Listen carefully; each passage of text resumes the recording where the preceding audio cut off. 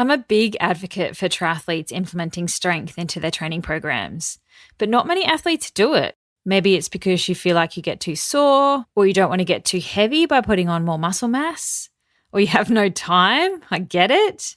Or maybe it's because you just have no idea what you're doing. Joining me on the podcast today is exercise physiologist Huw Darnell, who specialises in strength and rehab for endurance sports. He's worked with many triathletes from everyday age groupers all the way up to elite athletes like Ellie Salthouse. And he does this through his online program, the Tri-Strength Performance Program, which is a perfect way to get some qualified, evidence-based help in implementing some strength into your life if you need it. Welcome to the Triathlon Nutrition Academy podcast, the show designed to serve you up evidence-based sports nutrition advice from the experts. Hi, I'm your host, Taryn, accredited practicing dietitian, advanced sports dietitian, and founder of Dietitian Approved.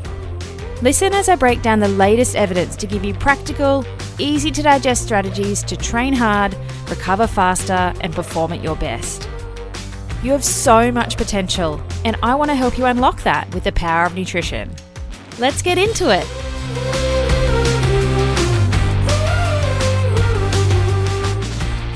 Alrighty, welcome to the podcast, Huw. Thanks, Taryn. Been excited to jump on since we had a mutual client and I came across your content. It's awesome work you're putting out there, so I'm excited to be able to chat all things triathlon. Thank you. I can't wait to talk to you too. I've been looking for somebody like you for a very long time because I'm such a huge believer in triathletes doing regular strength training, but not many of them do it. And, I totally get it. When you train for 3 sports, you've got to swim, you've got to bike, and you've got to run in a week, plus, maybe hold down a job, maybe you've got family commitments as well. And so just adding an extra thing into your program can be like a huge hurdle for people. But as a sports dietitian, this is definitely not my area of expertise. So I'm so excited to have you on the podcast today as an ex-phys and, strength and rehab specialist who works specifically with triathletes. You're the perfect person to give the listeners some knowledge and some skills in why strength is so important and how to do it, and maybe even a little kick in the butt to get themselves started ASAP. So thanks so much for joining me. Yeah, no, it's an absolute pleasure. And I think you hit on a massive point there. They're pretty much doing the whole Olympics in one sport with the 3 disciplines. And the daunting thought of adding more to an already very busy schedule can be quite overwhelming. But yeah, just to kind of reiterate what you're saying, it is a massive foundational pillar of what health and performance is built on, being strong and being resilient. Chatting about it today, we can really highlight the best strategies that I've found, maybe debunk some of the big misconceptions that people hold in their mind when they think of true strength training. And I just like to take it a step further back and just, call it performance programming, because at the end of the day, when you come into the gym and look at me running through a session from an age group sprint distance all the way to Ironman or a pro, it looks more like a athletic development program rather than just like heavy lifting weights and restricted planes of movement and what people maybe have a misconception in their mind about what it would be. Yeah, just doing bicep curls on a Friday arvo for that pump up. It's definitely not that. Yeah, especially if you wear a sleeve tri-suit. I learned like biceps, really unfunctional muscle for the sport of triathlon.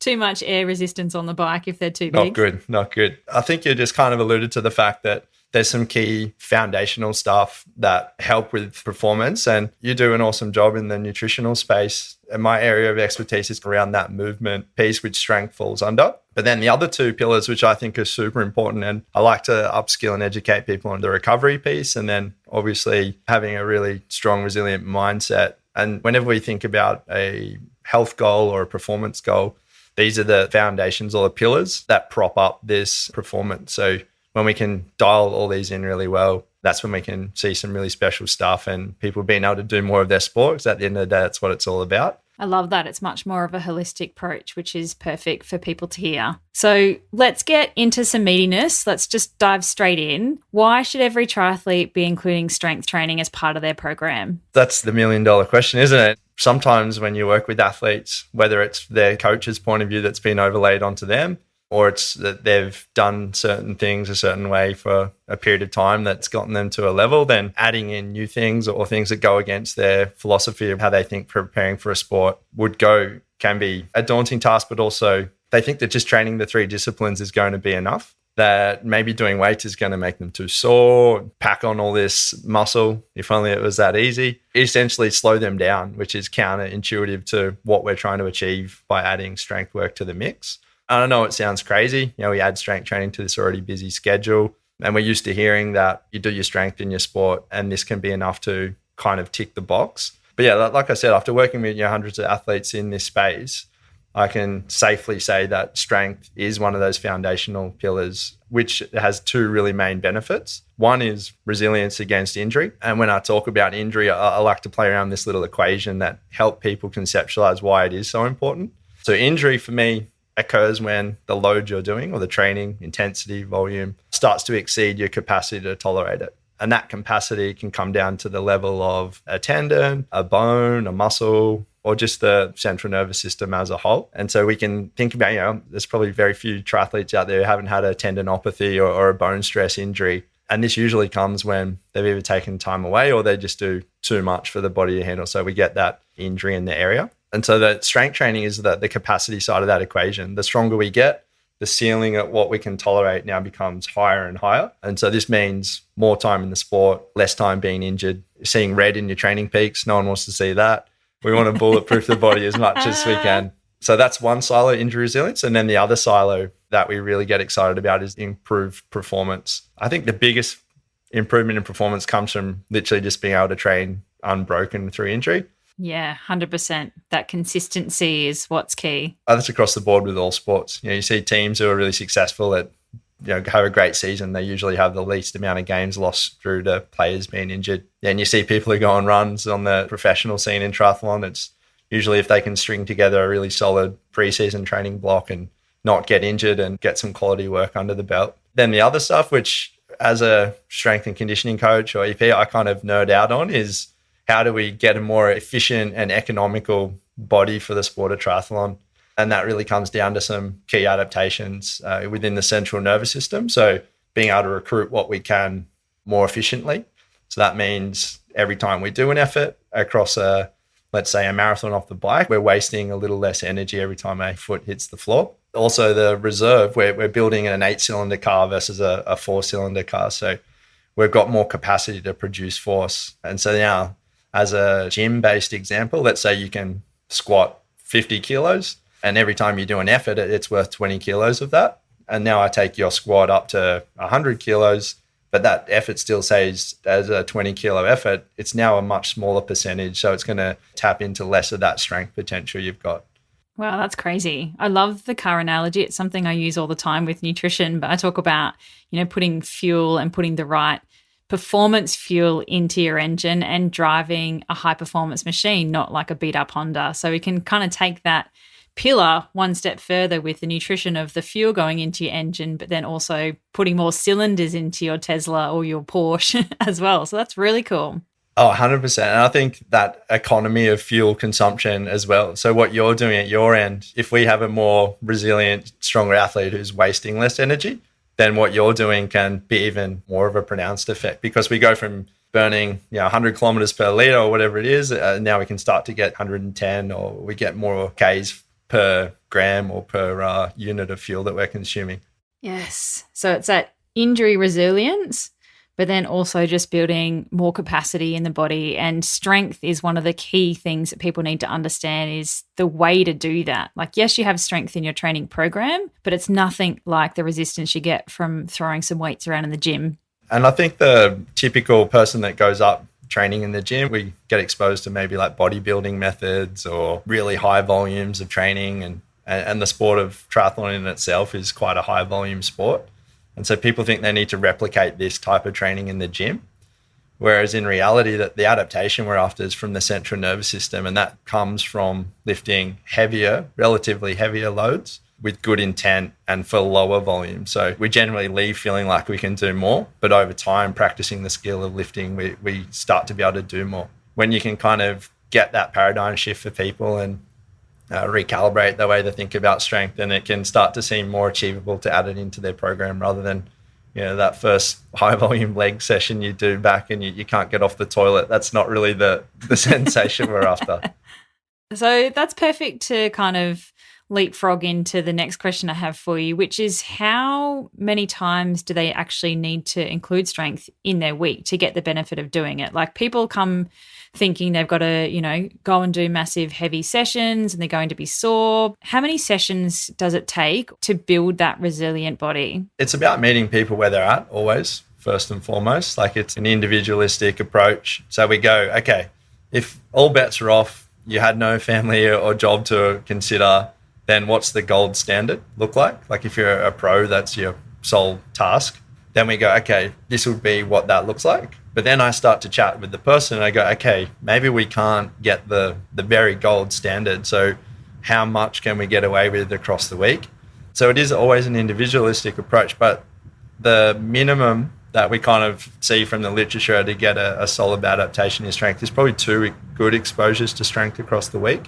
So that would be maybe a 30 to hour session, depending on the person's training age and experience in the gym. But then the other way I like to shift people's concept of it as well is every time you start to warm up, this is another opportunity to work on movement quality, a little exposure of strength, a little bit of plyometric stuff. And so now our run warm-up, bike warm-up, swim warm-up, all these warm-ups that sometime, we're doing these anyway, so we may as well just find these little opportunities, 5-10 minutes pre-session to start to accumulate a little bit more work around core, mobility, breathing efficiency, all these things that are going to tie into a better athlete at the end of the day. All things considered, it is that 2 exposures across the week. And then where we place that is also super important. So there is an interference effect of strength and endurance. As you can appreciate, they kind of exist on 2 opposite ends of the spectrum. One is the adaptation we're after. If we do them really close together, we start to interfere the effect of both. So we won't get a maximal cardiovascular effect and we won't get a maximal strength effect. So if we can split them by 24 hours, awesome. If not, just get it done some way, some shape or form across the week. And again, if we go back to gold standards, probably as far away from your key intense runs, just to the eccentric loading of a run, because we got that foot contact, which creates a little bit more muscle damage. So we probably want to space it away from the run or key kind of intense interval style runs or threshold runs. Whereas if you think of bike, we're strapped into a pedal, we're not going to get that impact loading. It's a little less intensive on the body, so to speak. Yeah, that's great advice. I know that a lot of people get overwhelmed when it comes to strength and where they put it, but then also how much time it takes. So that was a really good tip around just putting 5 to 10 minutes in pre-session in a warm-up, because that could be all it takes, but that tiny little bit compounded over time is where you're going to get the benefit, rather than just doing a 1-hour session, smashing yourself, and then not doing it for weeks because you can't face it again. Definitely. And consistency is the key. I know it's a motto on the wall in the gyms that we operate out of, but there's nothing truer to any nutritional thing or strength thing or training program. If you're consistent with it and over time you gradually progress it, that's the name of the game. The boom and bust mentality or the all or nothing, it really doesn't work. You need to progressively overload over time. Perfect. Just to refresh on where to put it in the week, at least, if we can, 24 hours away from our high quality run, so that our interval sessions, our hill sessions, anything with a lot of speed work in it. But say if you did an easy 45-minute run in the morning, could you put your strength in the afternoon? Yeah, for sure. Like I was saying, if we had the gold standard athlete who that's all that they needed to do, that's what we'd be looking for, the 24. And if you had an easy run, definitely you could do a strength session later in that day. That would work. And what if they had a really high intensity bike or a really long ride where you kind of smash your legs? Do we want to try and keep it as far away from those long endurance rides and runs as well, or just the high intensity performance type sessions? Yeah, great question. And that's something that I've changed my thought process on. If you can get over the psychological fact of your legs being a little heavy on some of these rides, what we're really after is a heart rate adaptation. So we're not potentially as concerned with the power output or the speed at what we're riding on those longer kind of zone 2 rides. If we're in the heart rate zone, we'll still be searching for that adaptation. So I think that if you need to get it done around those times is fine, but then working in gym to an RPE or a reps in reserve. And what that means is rating a perceived exertion. So there's 2 ways of programming the gym. I can give you an intensity. I can go, hey, Taryn, you're going to go in. I know that you can lift 1 rep max is 100 kilos. I can go, okay, we're going to lift at 80% of that. And so now you go in knowing you have to lift that. Typically in the S&C world, that's kind of a way people like to program. But my thought process now is I've gone away from that because the training load of triathlon is so heavy that people are going to be cooked, and 80% one day can be, feel like 150%. And another day it might feel like 60%. So I've gone to this rating of perceived exertion from a scale of 0 to 10. 10 being I've tapped out, like that's my maximum. And then on the sliding scale, as we start to come down, 9, 8, 7, 6, 5, I flip it and I go, the reps in reserve correlates to that. So if I'm at a 5 out of 10, when I finish the set, I should be able to do 5 more reps. 6 should be a 4, 7, etc., up to 10. And so now that they've got this other stress on their body, when they go into the gym, it's not that they have to lift 80 kilos. They just need to be in an 8 out of 10 or be able to complete 2 more at the end of that set. It's like this auto-regulatory built-in mechanism to account for the ridiculousness that is triathlon, and especially long course training. It's like 30 hours plus a week sometimes. Yeah, that's good advice, because some days you're just going to feel rubbish, and it could just be because you're tired and you need a rest, or your volume is peaking, and that sort of target for how hard you work is easily adjustable based on how you kind of front up to your session that day. Definitely. That's why I like to reshift people's thought process of what strength is. I like to have a buy-in for their session that looks like yoga and recovery. It's self-myofascial release, it's movement quality work, it's getting the body moving. And so sometimes they come in feeling pretty average, and by the time they're warmed up, they're ready to go. Or sometimes they still feel super average, and we can sometimes call the session there. But if we have a buy-in with stuff that people should be doing that they don't often do very well, we can kind of get some change in perception or change in how people are feeling pre-session. And you accumulate that across a week, and you can have some really positive injury reduction and just movement, muscle tissue quality stuff going on. Okay, Huw, triathletes are incredibly time poor, and strength is just another thing that they're trying to fit into their already loaded schedule. So if we're talking about, 30 to 60 minutes twice a week, if you can fit it in, what sort of exercises are going to give them the best bang for their buck so that they've got good time efficiency and they're not doing wasted training and they can get the most out of it in a short period of time? I think we kind of maybe alluded to that a little bit just before we're looking for the opportunities across the week. So if they can't start off with 2 dedicated strength sessions, maybe it's 1 dedicated strength session and then they accumulate the other work either pre or post training session. Like I had a triathlete come the other day and he could commit to 1 hour, a 25-minute, and then 3 10-minutes across a week. So that's how he programmed his strength work. Then it comes a step further back, and it's this concept by a guy called Duncan French, who led the English Institute of Sport in the lead into the London Games. And he has this concept, and it's what makes the boat go faster. If we think of the perfect boat going through the water, what is it? It's a good crew. It's a streamlined design. It's lightweight oars. It's all these things that are going to make you better at this thing you're trying to do. And so we go, all right, triathlon, what are the demands of the sport? Where are our key opportunities? What are the key parameters or characteristics of really good performers? And then we go, all right, let's assess you. We're going to see where you stack up now. And so now if we know this is the gold standard and you're somewhere along this trail, then we can go, okay, you're starting here. What do you need to do to edge the needle closer to being this ideal top performer in your sport? And so we can think of, running. Running is a whole heap of single leg stances done one after another. So single leg strength training is going to be a really key thing here. We think of where people fall down in a run. You look at them at, 5Ks, 10Ks, 20, 40, like it all looks different. And our ability to hold posture and maintain form and movement quality as we go is going to be a key predictor of performance, and how we maintain those energy leakages comes down to having a good core function, comes down to having good foot intrinsic control, comes down to being able to maintain this really solid run posture. So there's going to be a lot of core.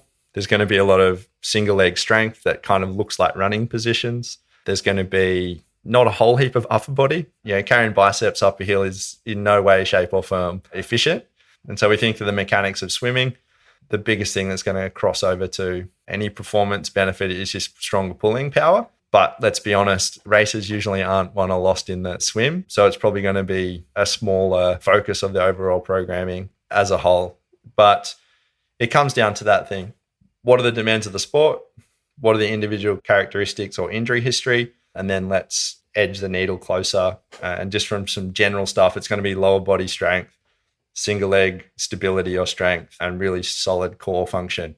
Just as like general kind of overviews, exercises that might look like. Trap bar deadlifts, a pretty easy one to conceptualize, pretty low technical skill associated with it. Step up's another really great one, but done in a position that kind of mimics that hip lock or a triple lock. If you pictured someone at the top end of their toe off phase in a run, we want to get them to be able to be really strong there. So, if we had a trap bar, we had a step up, we had some sort of hamstring strength exercise, so bring your heel close to your butt, whether that be on a machine, whether that be on a Swiss ball, slider. There's some other really cool ways to strengthen the different components of lower body strength. And then every muscle has a function and an action. And so if we think of the core, it has two roles. It's either to produce force or resist force. And so when we're talking about running, our core's function is as we hit the ground, can it keep the hips and the upper body relatively consistent?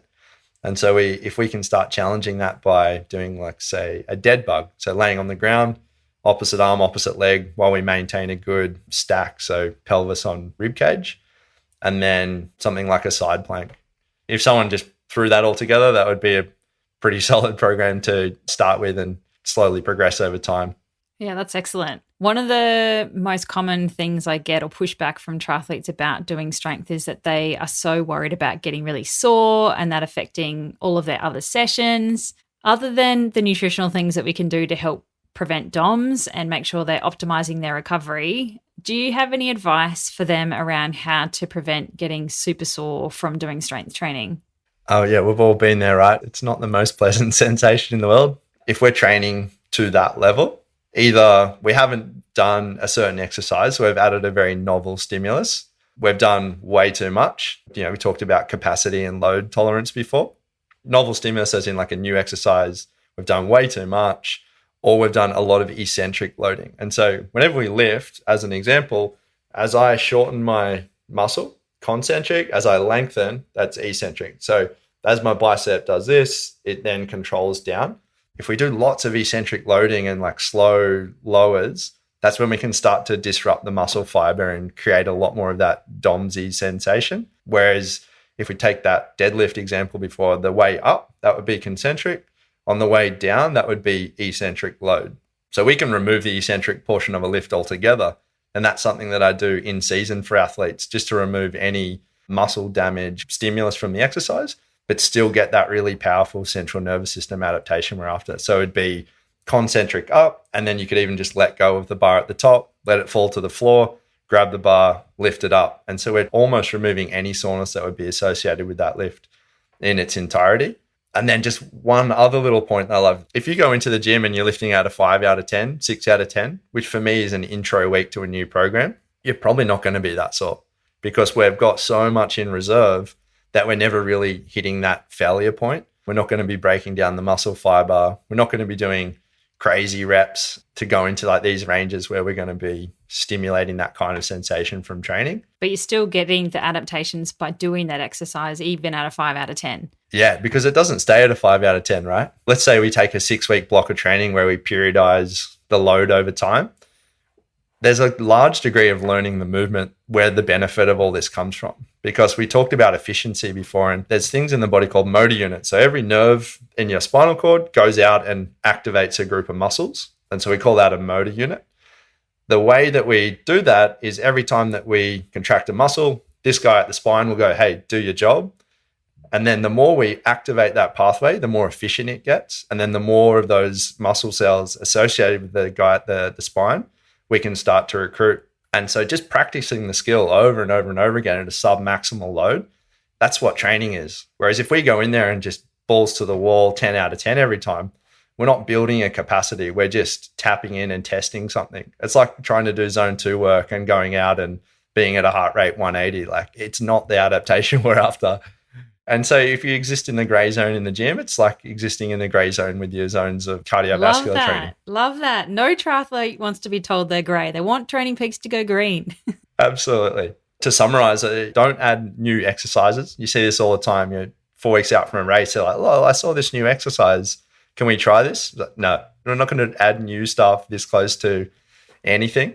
But yeah, definitely no new exercise and novel stimuluses around key events. Trying to move sessions away from key kind of training or races.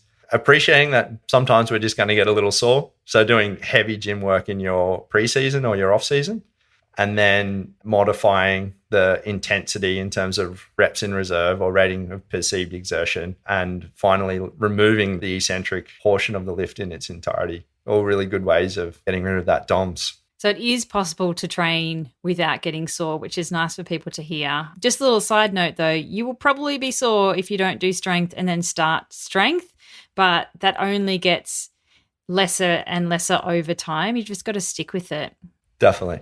So you alluded to this just before, but what would you do differently in somebody's off season versus an on season? Like you've talked about some of the types of exercises that you would do differently and the RPE differently. What sort of roughly would that look like in an on season versus off season? I took this from the sporting world where, teams will come in and they'll do a preseason / off season block, and then they'll come into race or game season when they're actually week in, week out playing games.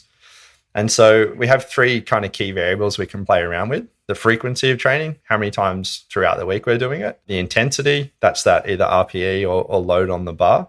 And then the volume, and that comes down to number of sets, number of reps that they're doing in a session. And so we can play around with these variables to get different outcomes. And we can have some high or multiple high for periods of time, and then play around with pulling them back. So what that looks like in terms of a program, in the off season, we can probably get away with doing a little more gym-based work. So we can look for the anatomical adaptations in terms of stronger tendons, more resilient stiffness in muscles and tendon. We can look at trying to increase muscle if that's a thing, or we can look at really pushing some strength adaptations. And so we can start to program these blocks as far away from key kind of races as possible. And so generally, you're going to be doing more work. And then as we come in, hopefully we've got the strength that we're after. And then we start to look at reducing the volume of the sessions. And so they might go from being an hour down to 30 minutes. And then we're just removing the volume from the session. So we're doing less sets, less reps. But the flip is we keep the intensity pretty high because we don't want to lose the strength adaptations that we've gained in the off season by removing the load on the bar or the intensity of the session. But what that does is it tries to really hold on to that neuromuscular kind of efficiency that we're talking about as we remove the fatigue associated with doing more work in the gym. So longer sessions down to sharper sessions, higher volume, but intensity stays pretty consistent throughout. So it's that periodization type of thing that I talk about with nutrition all the time. You have to match nutrition to training load. Just like your training program should be periodized, your strength and conditioning program should be periodized as well, depending on if you're heading like 8 weeks into the biggest race of your year, or if you've got a few weeks or months off where you don't have any race coming up soon. Yeah, absolutely. Periodization, it's really just kind of seeing where you are in the season and then trying to plan accordingly. I'm under no illusions that my job is the most important. I'm just here to facilitate a more athletic individual so they can be better at their sport. I often speak with coaches and I try and get on board and speak the same language and see what their plan is for the athlete. And I just dovetail into their program so I can not take away from, but try and add to as best I can.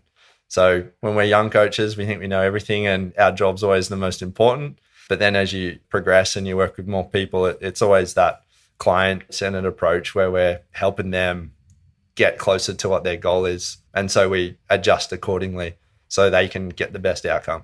Yeah. And nutrition's the same too, right? We're like the wing woman and the wing man. The silent partners in the background. Yeah. For somebody that is got a massive training program already, like they're just fully jacked and loaded, they're not sure where they're going to fit strength in. If they then add strength into that mix, can they tip the balance into overtraining by doing that? I'll throw this back to you, Taryn. Did you have a theory on is it overtraining or is it under-recovering? Ooh, good one. I don't know, working in the elite space, they do strength and they do heavy strength and then they back up and run hard. It is just about getting all the pieces of the puzzle in place, right? doing the nutrition, doing your active recovery, your stretching, making sure your program is actually set up right for you, getting enough sleep, all of those sorts of things are really important to get the most out of your training. Otherwise, you're doing junk miles, right? Yeah, absolutely. People, obviously, they can overtrain. Like if you go crazy in the gym and you're not abiding by the principles that we've been talking about. We've got a 6-week training block and week 1's a 10 out of 10, week 2's a 10 out of 10, week 3's a 10, and they're like no rest in between sets. Like everything's, the typical kind of triathlete mentality of all or nothing. The potential for running into a wall is real. But my whole thing that I spoke about at the start is there's 4 pillars to performance, and one of those is recovery. And so if you have a smart training plan that's periodized and programmed for the needs of the sport and the needs of the individual, then the whole load on the system starts to drop and we build more resilience through recovery and strength, and we can start to build this bigger bucket of total stress or training volume that we can tolerate before things are going to start to overflow out the edge. And so if we then don't sleep well, we're not recovering, we're not feeling right, we're not moving right, then that bucket starts to become smaller. And so how much we need to do to push us over that edge turns into a thimble instead of a bucket, so to speak. Like the recovery system I use with athletes, they've got to accumulate recovery points for how much they spend in training or competing. And so talking about it like money in the bank, like you can know if you're spending this, you've got to put stuff back in. And if you're going into debt, you don't want to be in debt for too long before you have to pay the piper at some point with interest. And that's not where you want to get to. You've got so many great analogies, Huw. So my final question for you, which is probably one of the biggest myths or kickbacks you get from people when it comes to implementing strength into their program. Are triathletes going to get bulked if they start lifting things in the gym? I think I said it earlier, but if only if it was that easy, right? It is partly designed to get hypertrophy, which is increasing muscle size, which is very counterintuitive to triathlon in its whole, but especially like the longer the duration, the more redundant muscle mass becomes. A funny story, one of my mates who was a pretty solid pro triathlete, he got to the point where he was afraid of picking up heavy implements because he thought that the extra load in his upper body might lead to some unwanted muscle mass. No.